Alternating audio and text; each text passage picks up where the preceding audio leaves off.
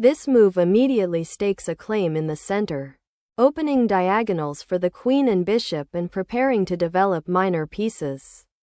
A fundamental principle for controlling space and initiating an attack. This move, 1, e6, initiates the French defense, a solid and strategic opening that aims to create a strong pawn chain and contest the center.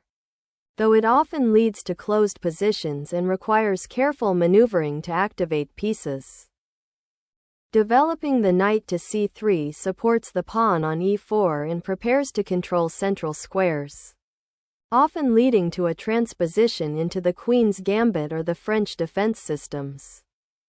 This move, 2, d5, immediately challenges white's central pawn and opens up lines for black's pieces, leading into the highly theoretical French defense which aims to control the center and create imbalances. This move establishes a strong pawn center, immediately contesting black's central pawn advance and aiming to control more of the board's key squares. This move, 3, b-flat 4, initiates the well-known French defense advance variation, aiming to immediately challenge white's knight and disrupt their central pawn structure, often leading to a cramped but resilient position for black. This move aims to gain a tempo by forcing black's bishop to make a decision, questioning its placement on b4 and potentially creating weaknesses if black chooses to retreat. By exchanging the bishop for the knight, black aims to disrupt white's pawn structure and gain a slight initiative in development, accepting an isolated queen's pawn for white after recapturing with the b-pawn. This recapture creates a doubled pawn on the c-file, which will weaken white's pawn structure but opens the b-file for potential rook activity and gives white a central pawn majority. This move opens the central d-file and immediately challenges white's central pawn majority, aiming to disrupt white's pawn structure after recapturing. This move aggressively targets the e4 pawn and prepares to exploit black's slightly compromised pawn structure after the exchange on c3, aiming for rapid piece activity and attacking chances. Developing the knight to f6 is a natural developing move that contests the powerful queen on g4 and prepares to castle, aiming to secure the king. Sacrificing the pawn on g7 for immediate piece activity and a potential attack on the kingside is a sharp tactical choice that leads to a complex and often unbalanced middle game. This move, bringing the rook to g8, is a logical defensive maneuver to protect the king by creating an escape square on g7 and simultaneously challenging white's aggressively advanced queen on g7, aiming to neutralize its immediate attacking threat. This aggressive queen sortie continues white's attempt to exploit black's undeveloped kingside, aiming to disrupt the pawn structure and potentially force a quick mating attack. This move initiates a rook maneuver to potentially support the pawn advance on the kingside or control the g-file, preparing for future pawn pushes like g5.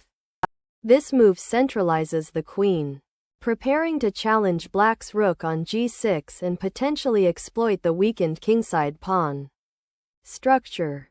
This developing move repositions the knight to a more active central square and prepares to contest white's central pawn control, while also potentially supporting a future c5 push. Developing the bishop to b-flat 2 activates this piece on a long diagonal and supports the central pawn structure after white's pawn sacrifice earlier. This move centralizes the queen and prepares to contest the central squares, while also potentially eyeing the weak pawn on e4. This move prepares to reclaim the pawn on e4, strengthening white's central presence and aiming to disrupt black's development. Black recaptures the pawn, opening the f-file and offering an opportunity to develop the king's knight, challenging white's advanced pawn structure. This recapture develops a piece challenges black's central pawn structure, and prepares for further development while opening lines for white's rooks. Developing the bishop to d7 prepares to castle kingside and also supports a potential pawn push to e5, aiming to challenge white's central control and open lines for black's pieces. Castling queenside significantly increases white's king safety while opening the d-file for potential rook activity, aiming to exploit black's somewhat exposed king position after the aggressive pawn grab. With this move, black finally addresses the king's safety by castling queenside, aiming to connect the rooks and secure the monarch behind a defensive pawn wall. A crucial step in consolidating after the earlier complications. This pawn push challenges black's central influence and aims to open lines for white's pieces, potentially creating a strong passed pawn on the queenside. This move introduces a tactical threat of a fork with the knight, forcing white to address the immediate danger to their king and rooks. This move repositions the queen to a more active square, defending the c4 pawn and preparing to potentially exploit the weakened kingside structure black has created. This move 15, f5 initiates a central pawn break, aiming to open lines for black's pieces and challenge white's centralized queen and bishop.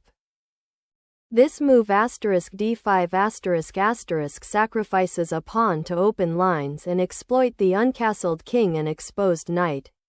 On g4, this move retreats the knight to a less active square, seeking to regroup and defend the weakened kingside pawns after white's aggressive pawn push. This pawn advance is designed to dislodge white's knight from its central outpost and create a safer path for black's king to potentially maneuver out of its exposed position. This move repositions the knight to a more passive square, but it may be preparing to support a d5 pawn advance or to retreat to a safer defensive position. This knight maneuver prepares to infiltrate black's weakened kingside, exploiting the pawn structure created by black's castling and subsequent pawn pushes. This move bravely challenges white's knight on e5, aiming to disrupt white's central control and potentially activate black's pieces by exchanging knights. This move repositions the queen to a more active square, aiming to control the d4*7 diagonal and potentially prepare for kingside attacks or reinforce the central d5 pawn. This aggressive rook move aims to exploit the weakened kingside and potentially force exchanges or create new attacking opportunities by activating the rook on a central file. This move brings the knight to a more active square, supporting the central pawns and potentially eyeing weaknesses in black's kingside. This check forces the white king to move, disrupting white's rook battery on the d-file and allowing black to gain tempo for piece development or to launch further attacks. King safety becomes paramount after the check, and relocating the king to b1 clears the d1 square and prepares for potential pawn advances on the queenside if the initiative shifts. This move, c5, is a crucial attempt to gain central space and hinder white's d-pawn's advance, aiming to disrupt white's queenside initiative and create counterplay on the queenside. This move centralizes the queen and prepares to contest the e5 square, aiming to improve its position and potentially target black's king or support a kingside advance. Exchanging the queen here simplifies the position considerably, which benefits black as white's king is exposed on the queenside and black can now focus on activating its pieces. This move captures black's important bishop on e5, simplifying the position and initiating an endgame where white's rook on the d-file and centralized queen will be more potent in the absence of black's active pieces. This move brings the remaining rook into the game, aiming to contest the open g-file and prepare for potential defensive or offensive actions against white's advanced pieces. This move prepares to activate the bishop to its intended long diagonal, potentially targeting black's weakened kingside pawn structure after the f-pawn's advance. This move is an aggressive attempt to exploit white's exposed king and potentially create chaos. But it overlooks the tactical counterplay available to white, aiming to punish black's overextended pieces.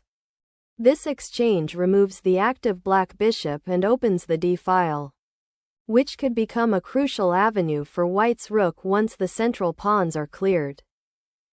This pawn recapture opens the f-file for black's rook and challenges white's well-placed bishop on e5, forcing a crucial decision for white's coordination. This move decisively exploits the exposed black king by forcing a crucial piece exchange that will lead to a material advantage and a more open attacking position for white. This move is a logical retreat to escape the fork and centralize the king, but it allows white to gain significant space and initiative on the queenside. This forcing check is a decisive tactic, winning material by exploiting black's compromised king position and the vulnerability of the knight on e4 after white's pawn exchange. The king must now reposition to safety, as the knight fork at d6 presented a significant threat, and this move allows it to escape immediate danger while maintaining some activity. The knight decisively occupies the central outpost, attacking the undefended rook on g2 and threatening to exploit black's weakened kingside pawn structure. This move, ba4, attempts to activate the bishop and potentially disrupt white's queenside control and piece coordination, though it might also become a target itself. This exchange finally resolves the material imbalance created by white's earlier queen sacrifice. But black's pieces are still more actively placed to exploit the weakened kingside. Black forces a decisive material advantage by capturing white's rook with a discovered check, exploiting the undefended rook on g8 and the pinned knight on f6. The king is forced to move again, seeking a safer haven away from the open diagonal and potential discovered attacks. The move nd7 develops the knight to a more active central square, aiming to contest white's knight on e5 and potentially support a kingside advance. This move centralizes the rook, activating it on the open g-file and preparing to potentially double rooks to increase pressure on black's king.